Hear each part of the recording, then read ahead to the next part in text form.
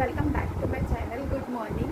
तर आता मी उठली आहे आणि मालिशवाल्या मावशी येणार आहे म्हणून मला लवकर सकाळी उठायला लागतं. कारण आहे ना, आमची रात्रीची झोप पण नीट होत नाही आहे. लहान बाबू आमचा सारखा जागा होतो रात्रीचा आणि नंतर त्याला दूध देण्यासाठी मला उठायला लागतं आणि माझी झोपच कंप्लीट होत नाही आहे रात्रीची. आणि सकाळचं पण सेमच आहे, त्याला घेऊन बसायला लागतं कारण त्याला असं बेडवर ठेवलं ना की तो रडतो आणि त्याला असं घेऊन फिरवायला तरी लागतं ना, तर घेऊन बसायला लागतं. असं एकदम खूप चांगला झोपेत असेल ना, म्हणजे एकदम आता जशी मालिश झाल्यावरती तो मस्तपैकी झोपतो, दोन अडीच तास तरी झोपतो.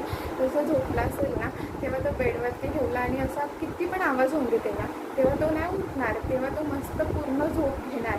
मालिश झालेली असते तेव्हा त्याला खूप मस्त वाटतं म्हणून. आणि आंघोळ पण आम्ही सकाळीच घालतो त्याला.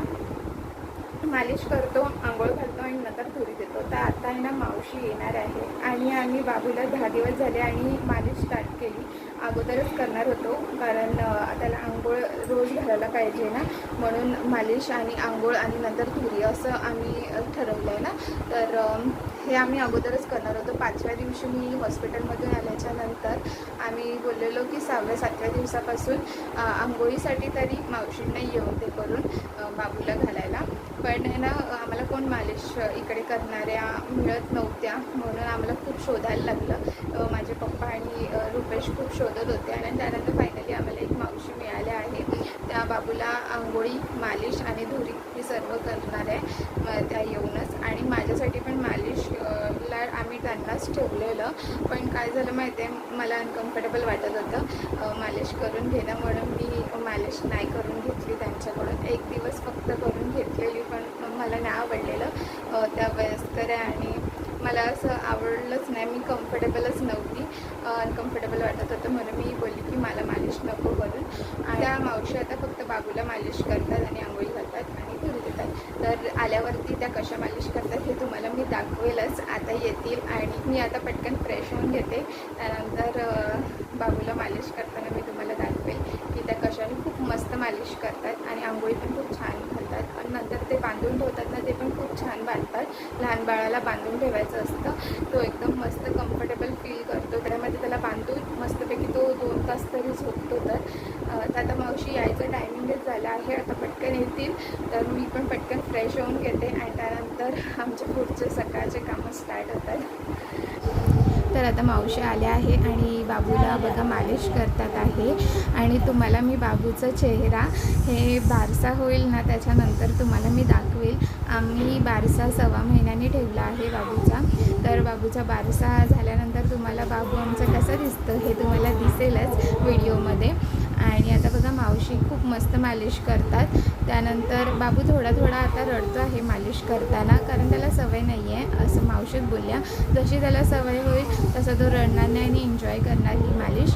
तर बघा आता मालिश झाल्यानंतर आंघोळीला घेऊन जाणार, पण मी आंघोळीचा व्हिडिओ शूट केला नाही आहे आणि डायरेक्ट हा धुरीचा व्हिडिओ शूट केला आहे. आंघोळ केल्याच्या नंतर धुरी देतो आम्ही, फक्त 2-3 मिनटंच धुरी देतो आणि धुरी देणं खूप इम्पॉर्टंट आहे, त्याच्यामुळे सर्दी खोकला होत नाही.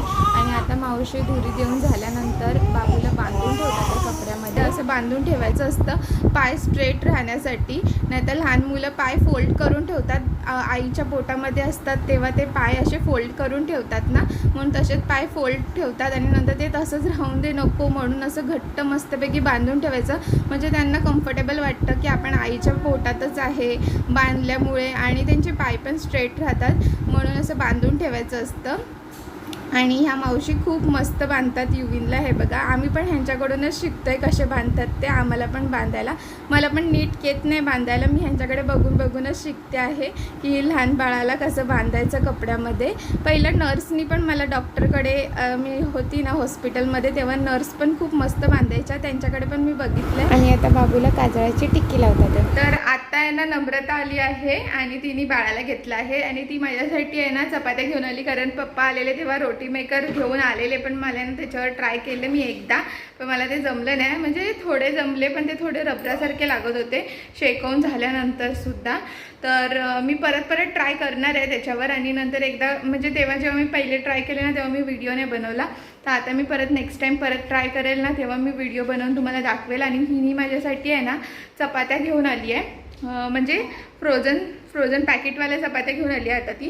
कारण रुपेशला मला डब्यामध्ये चपात्या द्यायला लागतात ना, तर त्यासाठी त्या चपात्या मी वापरणार आणि माझ्यासाठी फ्रेश करेल किंवा भाकरी बनवेल असं करणार आहे.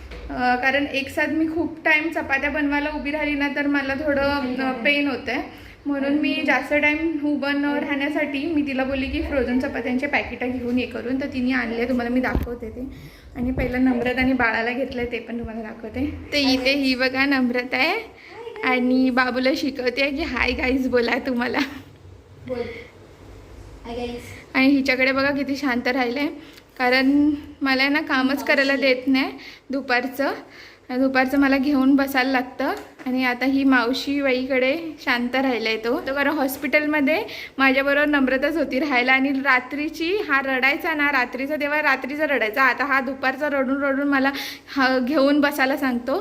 तर तेव्हा ती नम्रताच त्याला घेऊन बसायची रात्रीची, म्हणून तो तेव्हापासून ओळखतच असेल. हिने मला चपात्या आणल्या त्या. तर इथे बघा हा रोटी मेकर हा मी यूज केलेला कालच, पण काय नाही म्हणजे काल यूज केलेला आणि काय नाही म्हणजे झाल्या त्याच्यात चपात्या, पण त्या थोड्या रबरासारख्या लागल्या. कारण रुपेशच्या डब्यात दिल्या तर रुपेश बोलला की डब्यामध्ये दुपारपर्यंत चपात्या त्या रबरासारख्या लागल्या खाताना. आणि मी सकाळीच खाल्लेल्या, तर मला त्या थोड्याशा कडक आणि थोड्याशा वेगळ्याच लागत होत्या. मी जशा चपात्या बनवते तशा नव्हत्या. आणि हे बघा हे सर्व तिने नम्रताने पॅकेट आणले आहे आणि ही भाजीसुद्धा आणली आहे रेडी टू ईटवाली सोयाबीनची. आणि हे सगळे पॅकेट आणले कारण रुपेशच्या डब्यामध्ये तरी मी देऊ शकते. मला माहिती आहे मी फ्रोझन फूड जास्त नाहीच खाऊ शकत आणि म्हणजे खायचंच नाही मला, पण मी माझ्यासाठी फ्रेश भाकरी 1-2 करेल. कारण रुपेशला आणि मला दोघांनासुद्धा मी भाकऱ्या करत राहिली ना तर मला 5-7 करायला लागणार, तेवढा टाईम लागणार. म्हणून मी रुपेशसाठी तरी चपात्या मागवल्या ह्या की त्याच्या डब्यात तरी मी देऊ शकेल पटकन फ्राय करून सकाळी उठून. कारण माझ्याकडे एवढा टाईम नसतो, आता बाळाला पण घेऊन राहायचं असतं म्हणून. आता तीच निघेल, फक्त ती चपात्या द्यायला झालेली, पण दुपारी आलेली. आता संध्याकाळ झाली आहे, म्हणजे संध्याकाळ झाली म्हणजे 5 वाजत आले. 5 वाजता तर ती आता ट्रेननी निघेल, कारण ती जोगेश्वरीवरून आली. कारण तुम्हाला माहिती असेल की माझं घर जोगेश्वरीला आहे. परवा पप्पा आलेले आणि तुम्हाला पप्पांनी आणलेल्या ते वस्तू मी तुम्हाला दाखवलेच. तर आता नमू आली आहे.